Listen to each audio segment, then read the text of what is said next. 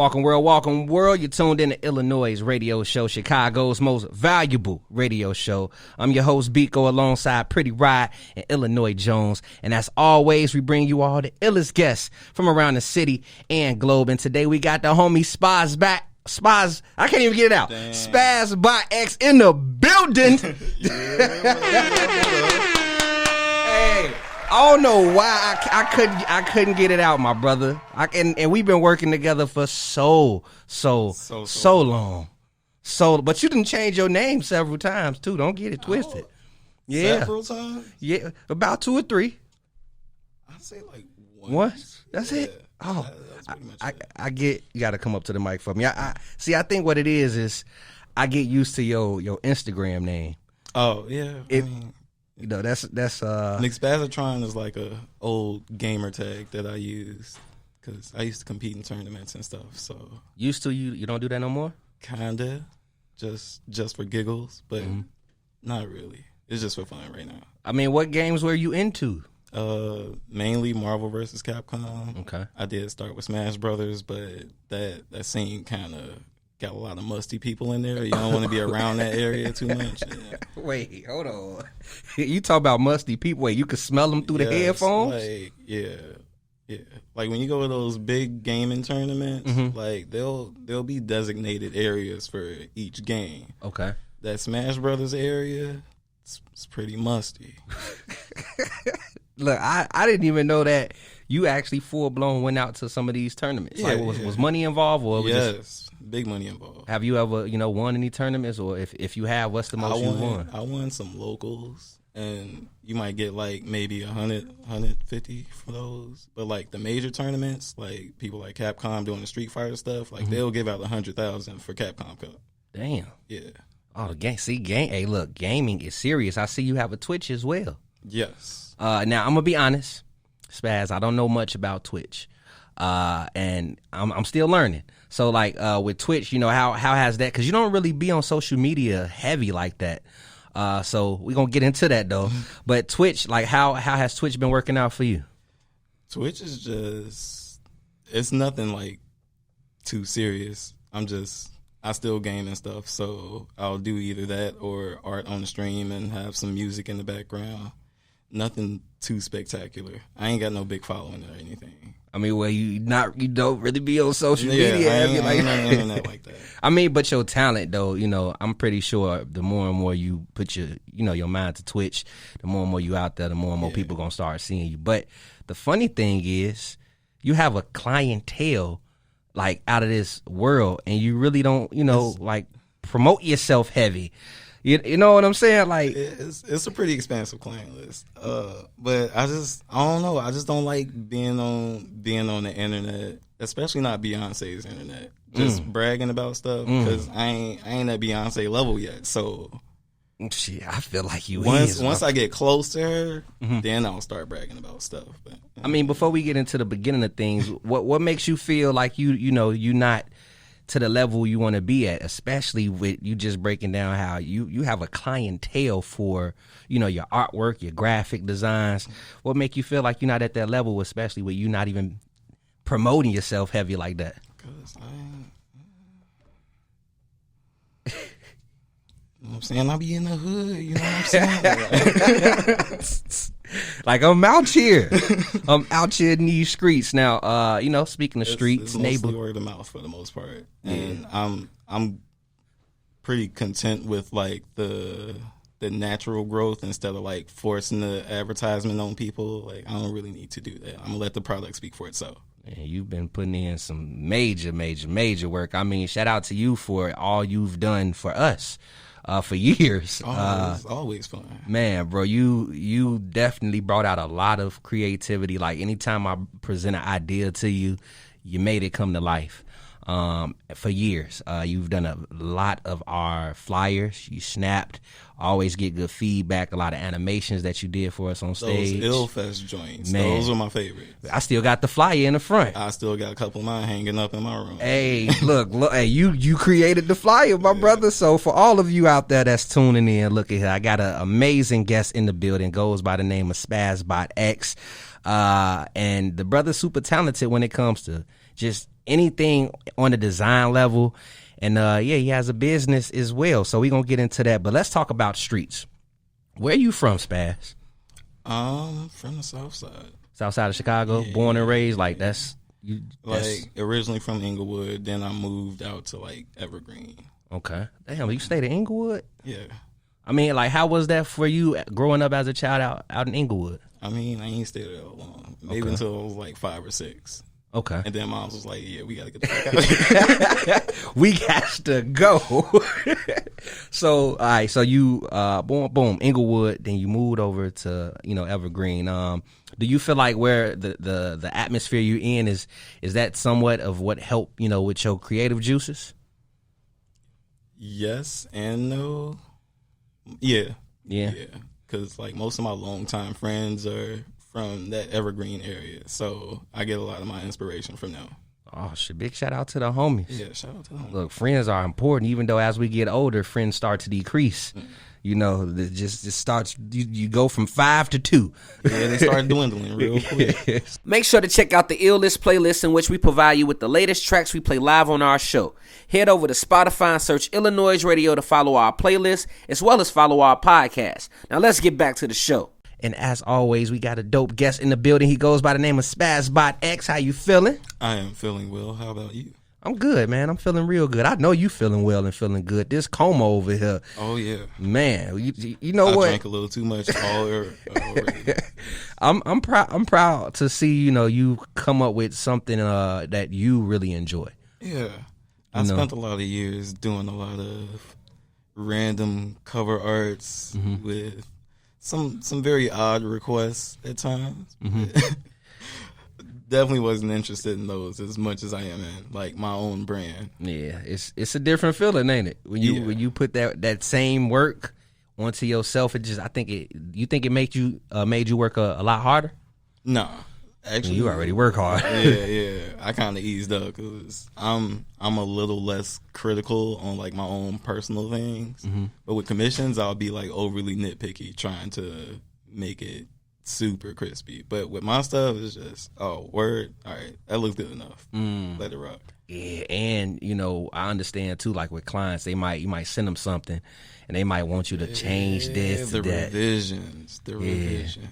I mean, since we on that topic, let's talk about illustration, my brother, because that's how I got in tune with you, was from illustration. Shout out choreographer. Oh, he put me in tune with you a long time ago, man. Shout out that guy there. He introduced me to you, and it's been an incredible partnership.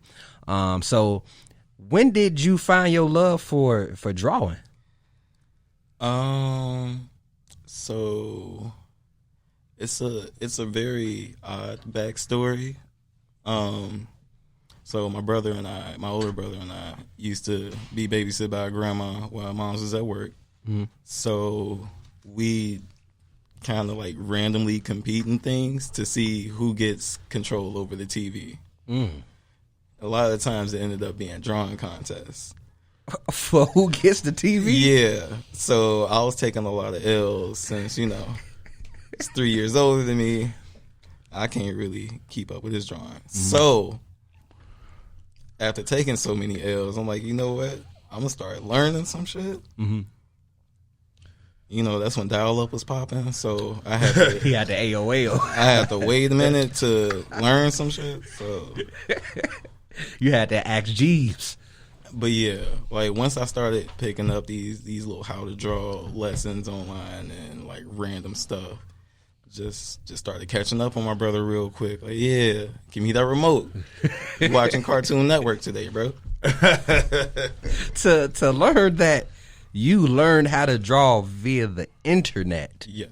It's quite interesting. On dial-up, at that. On dial-up. It's to slow it. Like, the young generation don't know about that. Grandma pick up the phone. I got to wait all over again. Like, damn, connection got interrupted. That's impressive. Connection got interrupted. I ain't heard that in a minute. I've been wanting to learn to draw, but I didn't think the internet would how, bro? Like, what was it? That you researched. Like the internet was still in its infantry stage, so people was just throwing throwing random things on there. And it was like a lot of random how to draw tutorials or like old book scans of drawing tutorials and stuff You like was that. printing them out or something and tracing, or No, just reading them and following through. What made you get deep with it though? Like, because the more I started watching cartoons, the more I started getting interested in like leaning towards like actually doing it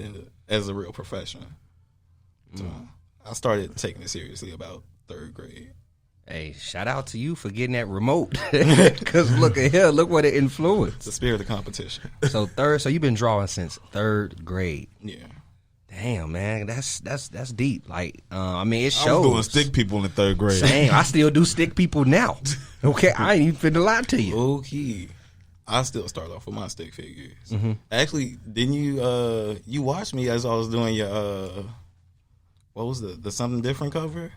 Oh yeah, I was there a little bit. You saw the sketch phase. All I was did there. was bring out some basic shapes first, like a basic stick figure, and then build the details around that.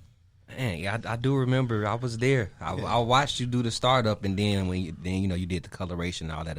I know you looked away for a couple seconds, and it looked almost done. I watched. Just seeing you in general do what you do is impressive, bro. It's like, I'm not gonna say all, but a lot of graphic designers, they go the Photoshop way, but seeing you actually draw out all of your directions and then color it and all that, it's like I said, it's pretty dope to see. I mean, don't you be getting carpal tunnel or something sometimes from doing that? I mean, that's what weed's for. Facts. Got you. And taking frequent breaks, stretching, like Cause you draw an awful lot, man. Now, I mean, which was first? Was it I know it was of course drawing for you, but when it came to like the graphics part, was it the animation come later? Yeah, because initially I just wanted to do comic books, and then I started watching anime. I was like, I wonder if I can get that good. And then I realized the amount of work I have to put into animation. I was like, all right, that might have to take a back seat into like college or something. But yeah, it started off with like comic books. And we helps you stay patient, because I Yes. know it take a lot of patience Oh yes, to do that. Because I've seen you do that too. It was like frame by frame. yeah. Man, I mean, like, what's the budget behind an animation? I'm probably using a little outdated information, but the last time I checked, I think it was like 2018. They said the cost of one episode of Family Guy is around like 1.2 million. For one episode? Yeah. Yikes. And the animation team gets like 60% of that. The rest goes to the voice actors and the musicians and all that stuff. Well, look at here, Spaz. I should have been drawing in 3rd grade. Oh, that's what I'm finna say. We need to link up after this, and you can show me a few things. What got you over into doing album and music covers, single covers? Because you said you wanted to do comics and anime. Like, what got you over into doing the cover art? So, my first job, it was at a T-shirt printing company on like 78th and Ashland. It was called Temp Tees. Yeah. And I worked there for around like 5 years, just designing shirts. And I guess a few, like handful of rappers came in and saw what I was doing on Photoshop. I was like, yeah, so you can do cover art too, right? I was like, it's not really my thing, but I started like taking on clients from there. Well, cover was the one that got you like the first exposure that had everybody buzzing around, hitting you up. I know it was a flyer that I did for Currency. Currency. Yeah, currency. Yeah. Damn. But that was like when I was first trying to figure out my art style and like where I was going direction wise. But yeah, that was when people started like buzzing me. Oh, that's what's up, man. Did he post the flyer and tag you?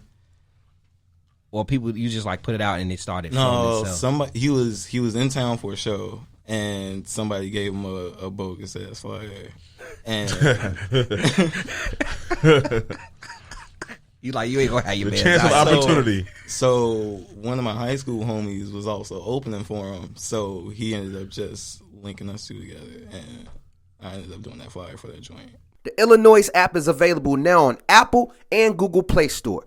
Download the app, get the latest news, stream our podcasts, watch interviews, and listen to iLLANOiZE Radio live. Download the app right now. Yo, what's good? It's the one and only iLLANOiZE Jones, and right now you're tuned in to the dopest thing to hit the street since crack cocaine. iLLANOiZE Radio. And I got my brother on the right of me, Spaz. What's going on, man? What up? Not only have you did some dope work for me, you know what I mean? Jones, what you on? Yo, thank you. Thank you. I just want to thank you, you know? You brought that to life for me, and I appreciate that. Dog, I think the first time I came across your work was back when I was interning at Windy City. Came across two covers you did. The one you did for Abstract Mind. Okay. And the one you did for 2G. Okay. I was like, who is this dude and where he at? Because that opened my eyes to like how like it was just so creative because it matched the vibe of their music. And I was like, how do he hit so on point with the covers with his artists? Like, do you take the time out to listen and learn them as an artist? Yeah. It's a lot of my process is like research and like figuring out what they want and what enhancements they want me to make. So I do like they'll send me music and they'll ask me what I think about it and if I have any visuals to go to it, or they'll already come to me with an idea and just want me to expand on it. What was it like working with them two? Abstract Mind and 2G, like, well, first off, 2G is my birthday buddy. We're both July 9th baby. Okay. Oh, your birthday coming up. Yeah. Okay. Happy early birthday. Thank you. So, you know, we connect pretty easily. Okay. And of course I make beats for 2G as well. Hold on, I make beats for Abstract Mind too, so yeah. So you just do everything. Yeah. Production. You do production. So hold on. So you make beats. When did you start getting into production? Say around 6th grade. It's 3 years after. Okay. Yeah. You were so creative in at a elementary. young age, like, well, hold on, man. What would you do? What was I Who doing? you go to? I mean, niggas found the internet. I was like, oh man, there's a lot of shit on here. Let me. Oh, look, I'm a little old. I'm a dinosaur. You hear me? We when the computers on popping yet. I was on AOL at that time. Oh, we couldn't afford it when the phone was off. The internet was off. What elementary school did you go to? Like, I went to 2. The first one was Gonzalez Academy, and I was like, I don't even remember where that was. The other one was Carol Rosenwald, and that's like over by where I live, near Evergreen. So, like, you fell in like you got into production. What made you start taking it serious to do production for? You know what I mean? My brothers mostly got me into production. My brother DJ Quiet Storm. Bow. That's what I was waiting for. Yeah. So, yeah, one of his homies came over with like some janky little MPC machine, and they couldn't figure out what to do with it. So it was like, give it to Josh. He'll figure it out. Just give it to Josh. He'll know what to do. Yeah. So that's pretty much how I got into it. And then, you know, stumbled across Soulja Boy and found Fruity Loops. So I've been using that ever since.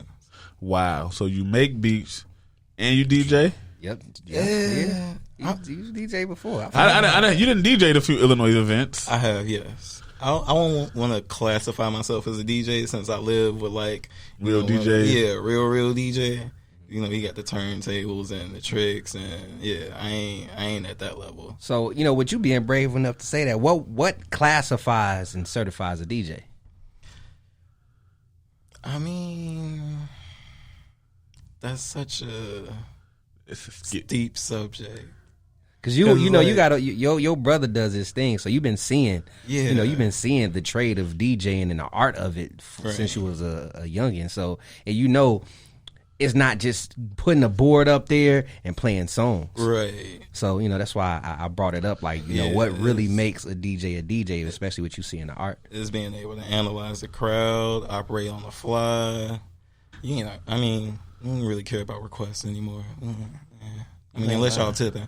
But You ain't lying. yeah, like knowing your genres, knowing your audience, knowing if you want them to sit down or dance, and being able to like conduct them Right. as you please. So with making music, with music production and doing art, like, that being a creative is more like what you like to do. Is you like to build things from the ground up. Yes. So that's why DJing is like, I really just. Yeah. See, look, I know my boy a little bit, man. Yeah. Now, I mean, music production. Let's talk about some production credits, man. You said you produce for Abstract. You produce for 2G. Yeah. What tracks?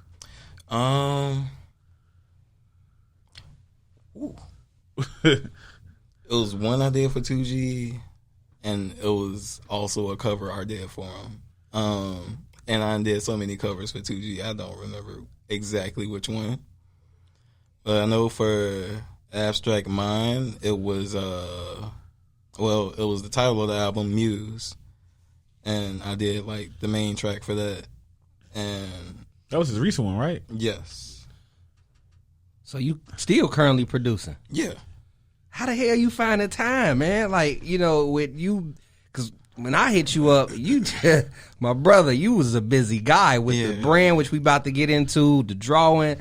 How do you balance the production side, the in the illustration? I don't know. When you have time moving kind of slow, so you can do a lot. So This pandemic to change that. I mean, how has the pandemic affect you? I've been a lot more productive because like I have more reason to be in my cave, just cranking stuff out. Yeah, I see that. What all have you been cranking out during the pandemic? Like beat tapes, some animation. I can't reveal too much of that yet. It's a lot of non-disclosure agreement stuff. Oh, big business, big deal. Big deals. What else? A lot of music. What's something during the pandemic that you learned that taught you about yourself? The OCD is strong. Like I'm real nitpicky about how I present everything, except for how I present myself. I be coming out looking bummy as hell. Hey, I think over the time too, you done found some comedic ways about yourself too, my brother. I forgot.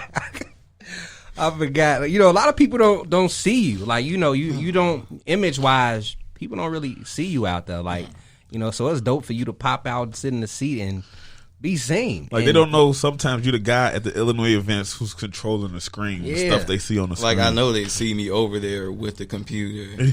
They think you part of the venue. He's over there editing music videos and stuff right now, not knowing he's controlling this whole visual y'all see in the background that's moving and taking us through the galaxy and all that. Now, I'm looking on your IG, man. I see it say commissions is closed. Yes. I mean, he don't need y'all money no more. That means this shit I'm sitting on right now. Coffee, you hear me? I don't need y'all money, so I don't need y'all work. You hear me? I am closed. I am closed for business. Is that partly due to you know, this deal that you struck? Yes. I'm recently been abducted by this weed company startup that's based in LA. And I did like a short little animated commercial for him some years ago, and I think one of his former bosses saw that. He started his own company and all that extra shit. But yeah, his boss saw it and then contacted me and said, "How much do we need to spend to just take you over for the year?" I'm like, Damn. Let me get back to you with some numbers.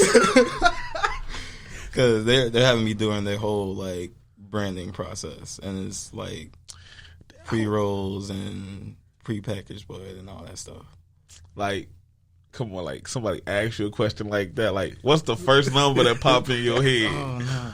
Like the first number mine be like, shit, Ching, ching, ching. 100,000. You hear me? You $1,002,000, 3,000. Nah, Look, a lot of $4.55. zeros when it came to my mind. Like, was you nervous? Yeah, because it was just a random out of the blue like email / call. I'm like, all right, can I get some time to think? He was like, yeah, think it over, and get back to me and tell me what you think. So yeah, it was a lot to take in. How long did it take you to think about it? About an hour. Get myself together. I'm gonna need about an hour. Had to roll up. I had to call a few people. Hey, what y'all think? Hey, so I got Like, you think it's fake? Like, you think dude lying? Like, he just. You think this is a scam? You think he trying to finesse me? Is this a phishing email? Is he trying to give a password to something? That's dope. So it took you an hour to come up with an estimate, and you don't need no commissions now. You good. I mean, outside of. Do you miss it though? Like, do you miss doing, like, working with random people and just learning and just getting your skills tested? Half and half. Because it's like, I do miss, like, the wide range of projects that I'll get. But on the other hand, I don't miss people just randomly texting me at like 2 a.m. Hey, bro, how that artwork looking? Hold on. I think that was me. Hold on. Hold on. The disrespect. I mean, it wasn't. No, man. I don't think it was me. No, you was in a reasonable time. Yeah, 9 to 5. I know people. Yeah, I ain't crazy like that. Yeah, that's crazy. 2 in the morning. So it's pretty What's wrong much with you? balanced now. But I mean, do you see yourself eventually, in the near future going back to commissions? Yes, but like only like exclusive to the homies, like people that I've Damn, been I'm glad working I'm one of the with. homies. Yeah, man. Hey, look, now we have to jump into Koma Kafe, my brother. You've been an advocate for marijuana for quite some time. Yeah. You work for a marijuana company, you know what I'm saying? And you've came up with your own. I mean, how for you, how was that for you putting together, your own, you did? So it started off as like a slight joke, because you know the game Tekken. Mm-hmm, of course. Yeah. So there's a bear on there called Koma. So we was just high and shit and just talking about like, yeah, what if we just make some shit called Koma? Just put your shit in the coma once you eat it. I'm like, that makes sense. And I've been like researching on like how to do edibles and stuff like that because I was trying to cut down on smoking so much. Mm-hmm.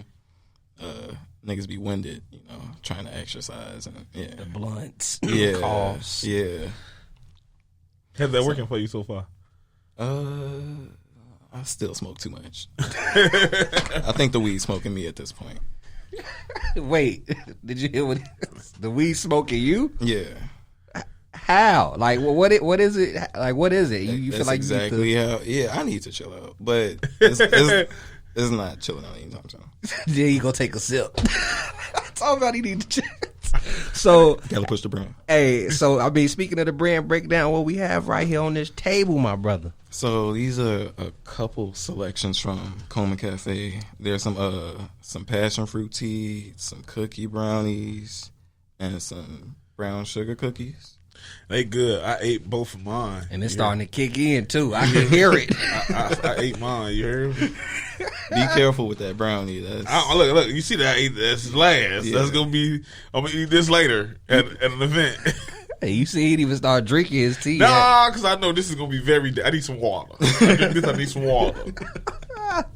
Hey, oh my God! I mean, you got to let people know how they can get in touch with you to, actually cop and the delivery and things of that nature. Yeah. I just let them know how they can cop. We gonna keep it at that. Why you gotta say cop, folks? Like, not serving nothing. How can they order?